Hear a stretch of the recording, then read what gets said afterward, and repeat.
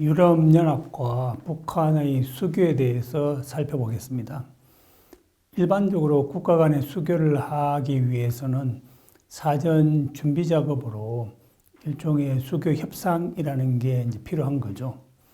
그런 차원에서 유럽연합과 북한이 전략 대화를 시작을 했습니다. 이 전략 대화의 주 내용은 주로 북핵 문제라든지 당시 현안이었던, 그리고 인도적 지원, 그리고 인권 개선, 이런 차원에서 이런 내용들을 가지고 이제 전략 대화가 이루어졌는데요. 초기에는 이 전략 대화가 두 가지의 트랙으로 이루어졌습니다. 하나는 정치 대화, 하나는 인권 대화. 왜냐하면 이제 인권 대화, 인권이라고 하는 문제가 북한에게는 상당히 중요한 이슈였고요. 또 유럽연합에서는 아까 말씀드린 것처럼 대외 정책에서 인권을 중요한 목표로 삼고 있습니다. 그렇기 때문에 이러한 전략 대화가 어떤 하나의 대화가 아니라 두 가지 트랙으로 이제 이루어졌고요. 또 북한 입장에서는 유럽과의 수교를 위해서는 인권 문제에 대해서 함께 논의하고 개선 방향을 결정해야 된다는 그런 생각에서 참여를 한 거죠. 그래서 전략 대화가 1998년도에 시작을 해서 2015년에 중단될 때까지 14회 진행되었습니다. 초기에는 정치 대화와 인권 대화가 함께 중요하게 다루어지면서 진행되었습니다마는 수교가 성공적으로 이루어진 이후에는 북한이 인권 대화를 거부했기 때문에 그 이후에는 정치 대화만 이루어졌고요. 장소를 보게 되면 평양과 브뤼셀에서 번갈아 가면서 전략 대화가 이루어졌습니다. 유럽연합과 북한이 전략 대화를 하게 된 그 계기는 김대중 대통령의 이제 햇볕 정책 때문인데요. 햇볕 정책을 하게 되면서 국제적인 지지를 필요로 하게 되었고, 그래서 유럽연합과 북한 간의 어떤 관계 개선을 요청하게 되면서 전략 대화가 시작되었습니다. 전략 대화의 성과를 보게 되면요, 결국은 3년 만에 북한과 유럽연합 간에 이제 수교를 하게 됐고요. 그리고 많은 회원 국가들도 유럽연합과 함께 북한과 수교를 했습니다. 하지만 이 중에서 프랑스와 아일랜드는 수교를 거부했죠. 거부한 이유는 북한의 인권 침해가 보다 더 근본적으로 개선되어야 된다라는 그런 입장이었고요. 나중에 아일랜드는 북한과의 수교를 하게 되고요.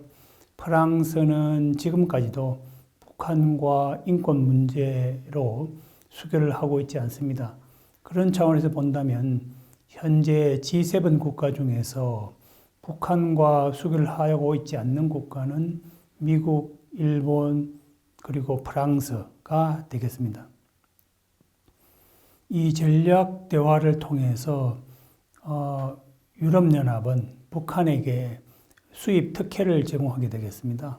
그래서 일정한 수량까지는 북한이 관세 없이 유럽에 수출을 할 수 있는 그런 권리를 얻었고요. 이 특혜에 따라서 주로 북한의 섬유 제품이 유럽으로 많이 수출이 되었습니다. 이에 따라서 북한도 유럽연합에 대한 호의적인 반응을 보이게 되는데요. 과거 북한의 공식 외환이 달러였는데 이것을 2002년도에 유로화로 교체를 했습니다. 유럽연합과 북한이 수교하게 된 그 배경에 대해서 간단하게 말씀을 드리면, 유럽연합 입장에서는 북한의 인권 개선을 목표로 했고요. 그래서 수교 조건으로 북한의 인권 개선을 촉구를 했습니다. 즉, 유럽연합 입장에서는 수교를 통해서 북한의 국내적 인권이 조금이라도 개선된다면 국제 평화에 기여할 수 있다라고 본 것이죠. 북한도 유럽연합의 요구에 따라서 인권 개선 차원의 헌법 개정을 하게 되는데요. 예를 들면 거주와 여행의 자유를 허용하고 그리고 종교의 자유도 허용하는 방향으로 헌법을 개정했습니다. 물론 북한과 같은 사회에서는 법 규정이 그렇게 중요하게 지켜지는 나라는 아닙니다. 그럼에도 불구하고 이렇게 헌법상 인권을 보장하는 항목을 만들어내게 되면 국제적인 이미지를 생각해서라도 인권 차원에서 다소 개선이 생겨나게 되는 것이고요. 그 이후 북한의 행적을 보게 되면 다소 인권 개선이 이루어진 측면도 있습니다. 제3차 아셈 정상회담이 2000년 10월 서울에 개최됐는데요. 이것은 김대중 대통령이 북한을 방문해서 남북한 정상회담을 한 6월 달에서 불과 한 4개월 정도 지난 시점이죠. 그래서 김대중 대통령은 이 아셈 정상들에게 남북한 정상회담의 성과를 보고하고 북한의 개혁 개방을 위해서는 국제사회가 적극적으로 도울 필요가 있다라는 설명을 하게 됩니다. 아셈 정상회담이라고 하는 것은 아시아 국가들과 유럽 국가들의 정상들이 만나는 그런 회담이기 때문에 아시아와 유럽의 많은 국가들이 아시아 지역의 평화를 위해서 그리고 궁극적으로는 한반도의 평화를 위해서 함께 노력할 그런 의무가 있는 것이고요. 제3차 아셈 서울 정상회담에서는 그런 차원에서 한반도 평화를 위한 선언을 채택했습니다. 즉 한반도의 평화가 아시아의 평화이고 아시아의 평화가 국제 평화에 기여할 수 있다라는 그런 차원에서의 선언이 되겠습니다. 아셈 회담 정상회담 이후 스웨덴의 페르손 총리가 평양을 방문하게 되는데요. 당시 페르손 총리는 유럽연합 의장의 자격입니다. 유럽연합 의장이라고 하는 것은 유럽연합의 대통령과 같은 자격이고요. 유럽연합에는 많은 회원국가들이 있기 때문에 6개월씩 돌아가면 의장직을 맡고 있습니다. 이 당시에는 스웨덴 총리가 유럽연합 의장이었고요. 페르손 총리는 스웨덴의 외교정책적 정체성 차원에서 북한과의 수교에 적극적인 그런 인물이었기 때문에 평양을 방문해서 북한과 유럽연합 간의 수교를 적극적으로 추진했습니다. 당시 페르손 총리는 북한과의 수교를 통해서 북한이 국제사회에 편입할 수 있도록 그런 노력을 했고요. 그리고 본인의 대북정책 특별보좌관직을 만들고 과거 평양에서 스웨덴 대사 출신의 인물을 특별보좌관으로 임명을 했습니다. 그런데 유럽연합과 북한 간의 전략대화가 중단된 적이 있는데요. 2005년부터 한 3년간 전략대화가 중단이 되었습니다. 이렇게 중단하게 된 그 이유는 이해 유럽연합이 북한 인권 결의안을 유엔 총회에 제출하게 되는데요. 여기에 대한 반발로 북한이 전략대화를 중단을 했고요. 그래서 2008년까지 3년 동안 전략대화가 중단이 되었다가 다시 재개되었습니다. 그렇지만 2016년도에 최종적으로 중단이 되어서 현재까지 유럽연합과 북한 간에는 전략대화가 없는 상태인데요.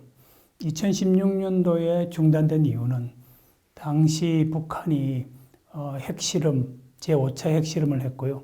여기에 대해서 유럽연합이 강도 높은 비판을 함으로 해서 전략대화가 현재 중단된 상태입니다.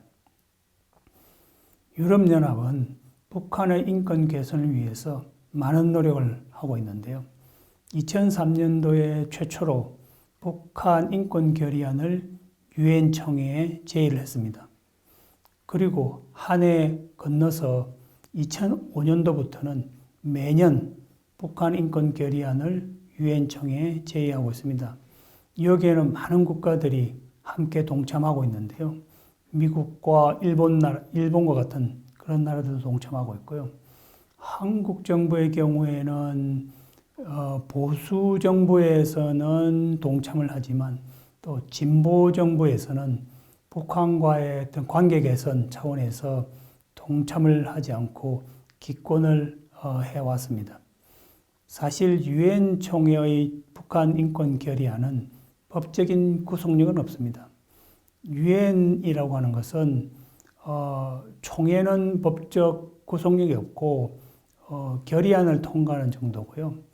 유엔에서 법적 구속력을 가진 기구는 유엔 안보리입니다.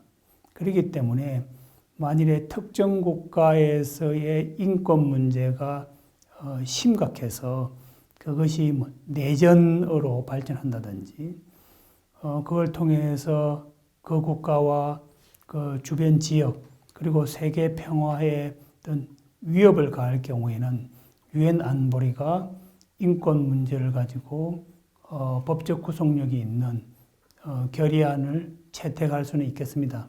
그렇지만 일반적인 인권 침해의 경우에는 유엔 총회 차원에서 결의안이 만들어지고 있는데요.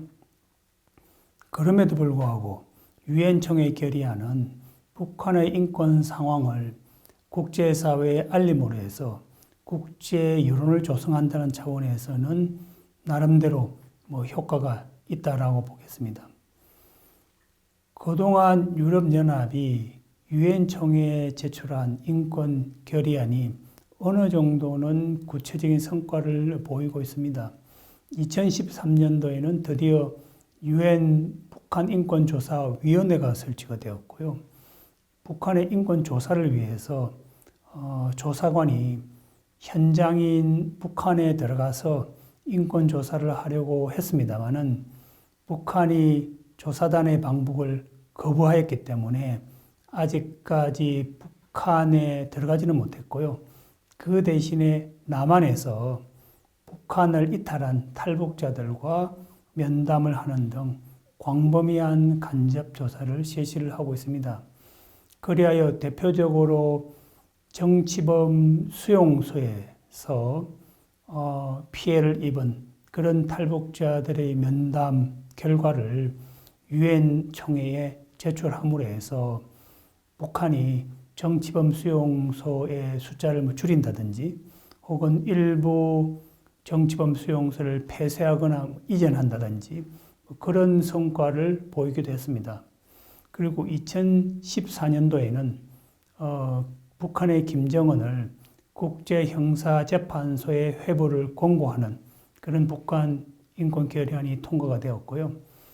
그렇다고 해서 김정은이 당장 국제형사재판소에 가는 것은 아닙니다만은 나중에 북한 체제가 변화를 하게 되고 유엔의 공권력이 북한 영토에 영향력을 발휘하게 되면 그때 김정은은 국제형사재판소에 회부될 수 있기 때문에 북한의 지도자 입장에서는 다소 위협적인 그런 효과를 가진다고 할 수 있겠습니다.